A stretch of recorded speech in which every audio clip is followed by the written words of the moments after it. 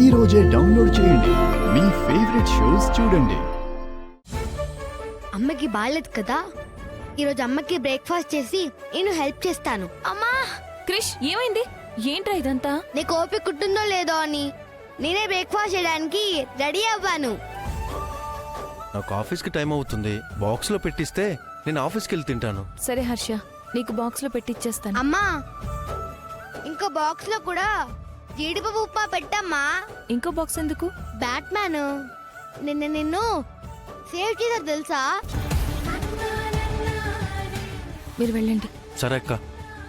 Hi Batman, మా అమ్మ చేత చేసిన జీడిపప్పు ఉప్మా.